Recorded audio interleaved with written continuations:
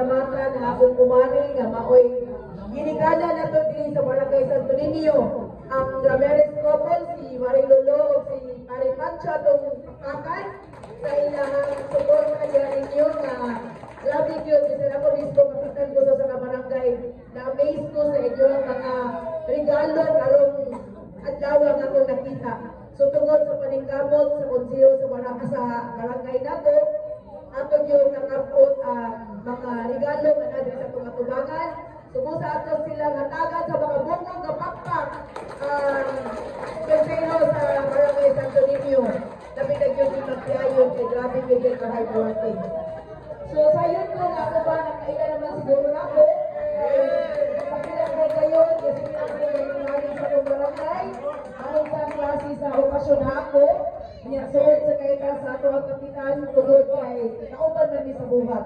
Pareha man yung Granggo, kapitan sa usa ka barangay. So ako sa kapitan sa barangay sa Baguno.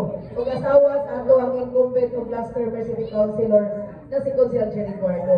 So naalang ko ni kami, asensya kayo na nahunong ang inyong kalingawan para buhatag ng mensahe sa Pasko.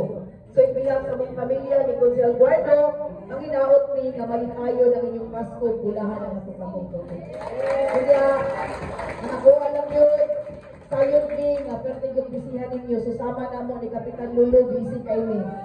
Ako ba busy sa pagpamalit ng mga regalo para sa mga kinukos o para sa mga hataganan.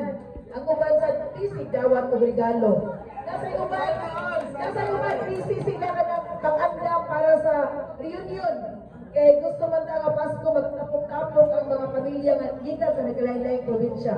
Pero para na ako, walang gawing dautan ni anak, nindot na o sakto na inyong ibuhat.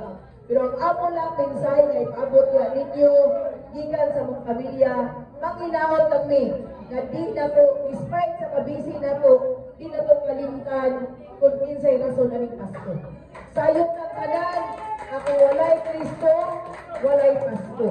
So ating pasalamatan ang Ginoo, ang buktong anak na natao para pagluwas ninyo nato sa mga saya. Ito na yung pinaka-importante.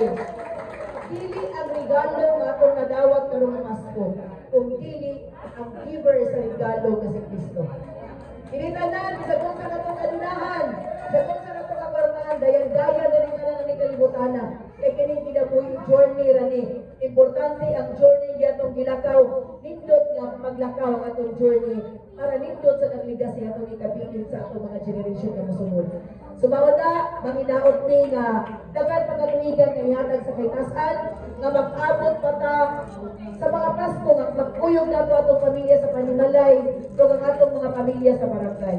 So manginaot ni sa mong pamilya na atong sugaton ang Pasko nga magmalipayon ta ug bulahan ang atong pagtutuig. So kaniyong tanan, daghang salamat kung mayong hapon.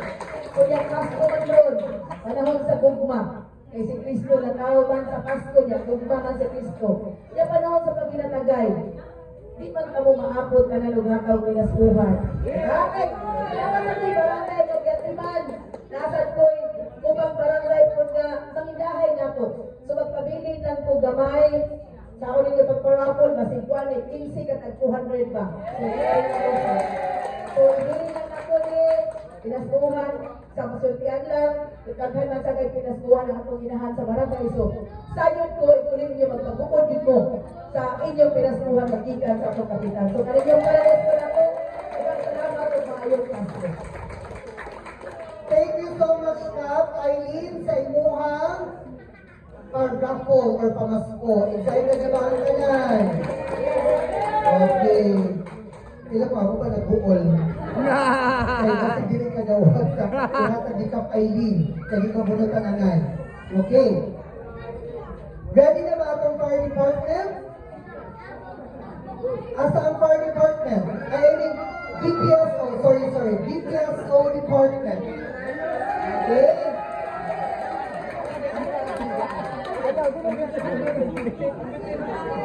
Lupol.